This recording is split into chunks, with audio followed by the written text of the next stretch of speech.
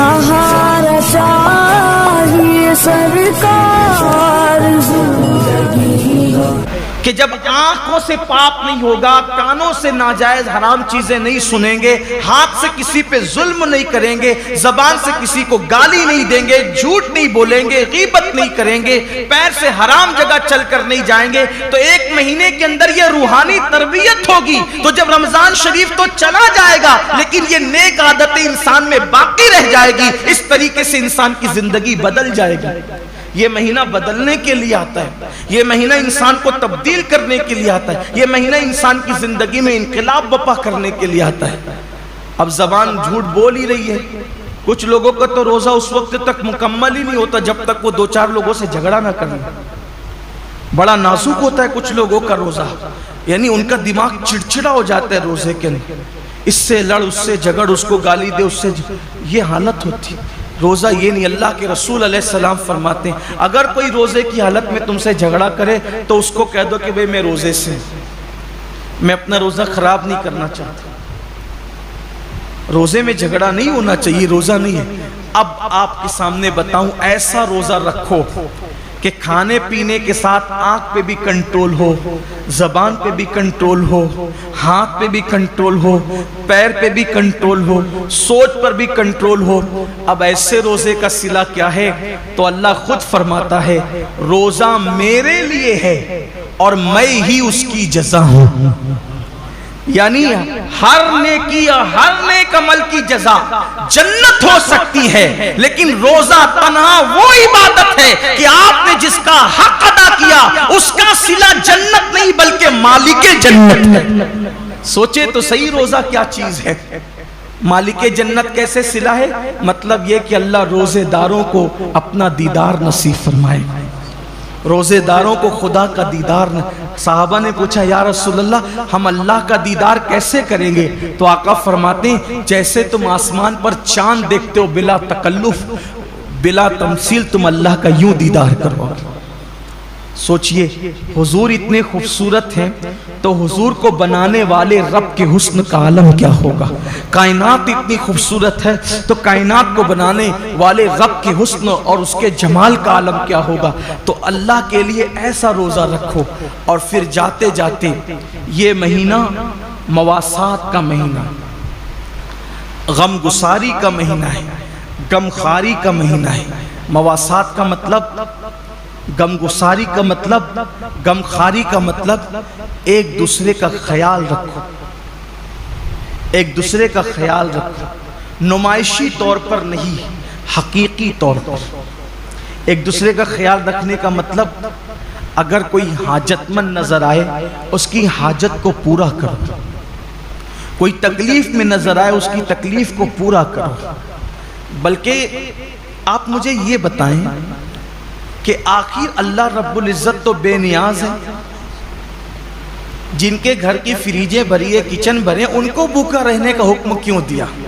کبھی سوچا روزے کا فلسفہ کیا ہے کہ دن بھر تمہیں بھوکا پیاسا رہنا ہے، سب کچھ ہے پھر بھی بھوکا پیاسا رہنا ہے؟ جیسے کچھ نیکیاں، کچھ عبادتیں خاص مالداروں کے لیے رکھی ہے، ویسے کچھ عبادتیں اللہ غریبوں کے لیے رکھ دیتا ہے۔ جیسے قربانی مالداروں کے لیے ہے، زکوٰۃ مالداروں کے لیے ہے، حج مالداروں کے لیے، یہ عبادتیں تو مالداروں کے لیے مخصوص کر دی۔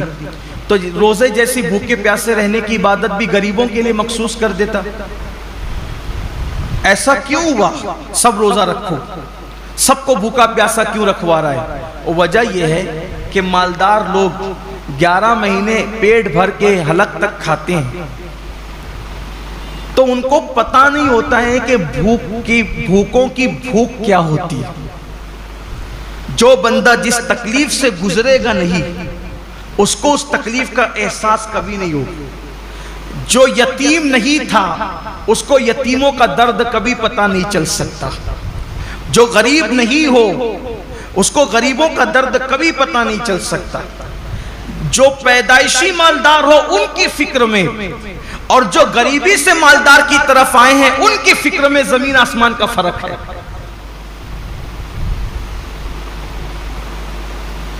ایک مرتبہ کا واقعہ ہے کہ کچھ غریب قافلے گزر رہے تھے مالداروں کی بستی سے، کچھ غریبوں کے قافلے گزر رہے تھے مالداروں کی بستی سے، تو وہ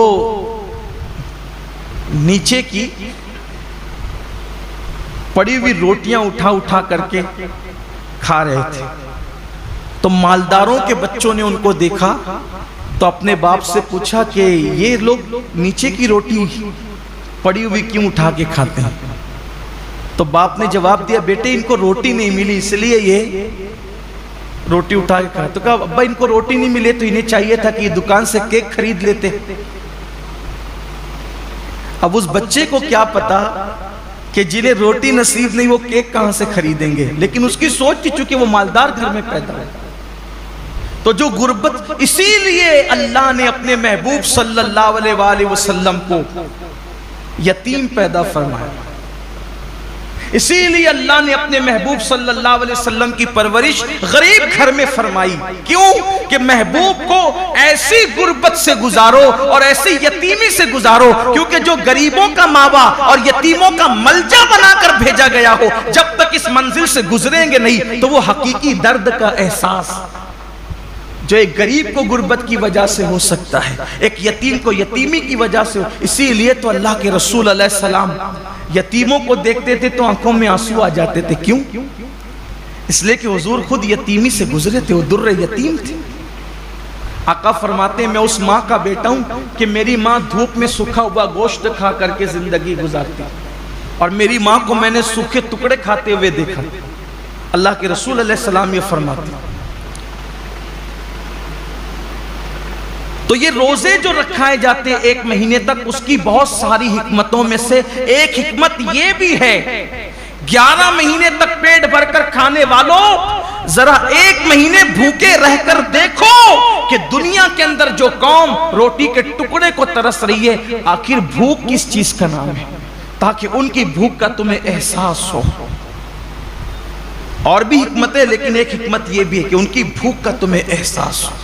تو یہ مہینہ مواسات کا مہینہ ہے، حاجتیں پوری کرنے کا مہینہ ہے، تکلیفیں پوری کرنے کا مہینہ ہے۔ اللہ کے رسول علیہ السلام کا فرمان ہے، حدیث پاک میں آتا ہے کہ جو ماہ رمضان شریف میں اپنے کسی مومن بھائی کی صرف ایک حاجت پوری کر دے، ایک حاجت، اللہ تعالیٰ اس کی 10 لاکھ حاجتوں کو پورا فرمائے گا، اور اس کو گناہوں سے ایسے پاک کر دے گا جیسے وہ ابھی اپنی ماں کے پیٹ سے پیدا ہوا۔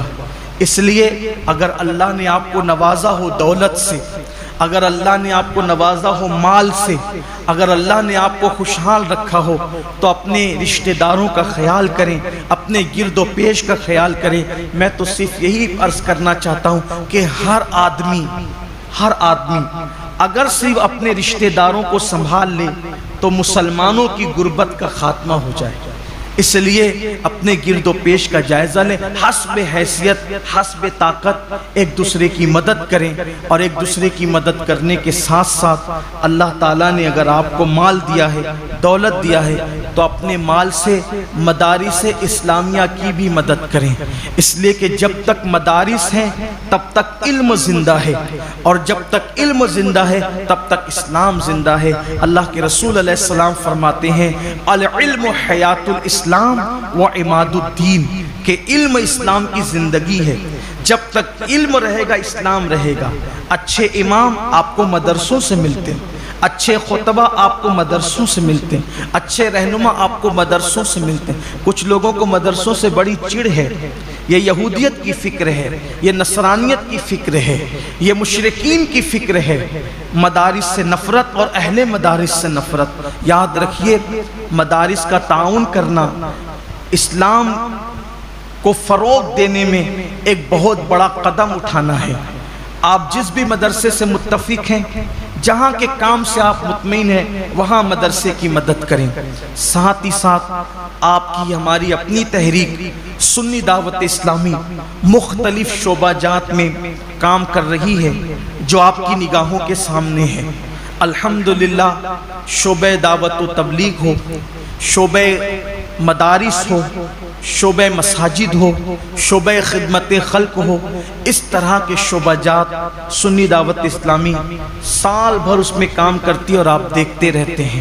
اللہ کا شکر ہے شعبہ مدارس کے زیر اہتمام 3 دارالعلوم چلتے ہیں اور 60 مدارس اور مکاتب چلتے ہیں، اور 60 مکاتب جو پورے شہر میں چلتے ہیں، تقریباً اس میں 2700 کم و بیش طلبہ اور طالبات تعلیم حاصل کرتے ہیں۔ تو اگر اللہ نے آپ کو نوازا ہے تو اپنے زکوٰۃ، خیرات اور فطرے کی رقم سے آپ ان تمام شعبہ جات کو مضبوط کریں۔ اللہ کا شکر ہے اجتماعی شادیوں کا نظم بھی آپ دیکھتے رہتے ہیں، سال بھر میں ساری ایکٹیویٹیز آپ کے سامنے ہیں۔ آپ دیتے ہیں پیسے، اس کے بدلے میں آپ کو حفاظ کرام دیے جاتے ہیں، علماء کرام دیے جاتے ہیں جو آپ کی نگاہوں کے سامنے ہیں۔ یعنی آپ کی دی ہوئی رقم آپ کی نگاہوں کے سامنے آپ کے اپنے شہر پر خرچ ہوتی ہے اور آپ کے اپنے شہر کے بچوں پہ خرچ ہوتی ہے۔ اس لیے آپ زکوٰۃ تو نکالیں گے، کہیں نہ کہیں دیں گے، اس سے بہتر ہے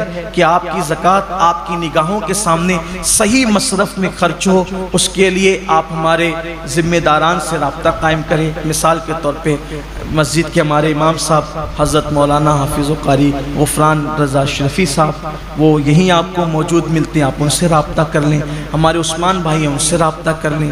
ہمارے جمیل بھائی ہیں، ان سے رابطہ کر لیں۔ دیگر احباب ہیں، لیکن میری گزارش ہے کہ آپ شعبہ مدارس و مساجد کو اور تحریک کو اپنے عطیات سے، زکوٰۃ و صدقات سے ضرور مضبوط اور مستحکم کریں، تاکہ اللہ تعالیٰ کا دین مزید فروغ پائے اور دین کو اللہ تعالیٰ مزید ترقی عطا فرمائے۔ ساتھ ہی ساتھ اپنے رشتہ دار اور احباب کا بھی اور اپنے آس پڑوس کا بھی خصوصی خیال فرمائیں اور خصوصی توجہ فرمائیں۔ اللہ تبارک و تعالیٰ پوری امت پر کرم کی نظر فرمائیں اور خاص طور پر 2 وقت کو ضائع نہ کریں، 2 ٹائم کو ضائع نہ کریں۔ ایک تو سحری کا آخری وقت جو فجر سے پہلے کا ہوتا ہے، اور ایک تو افطار کا وقت جو بالکل غروب کے قریب ہوتا ہے۔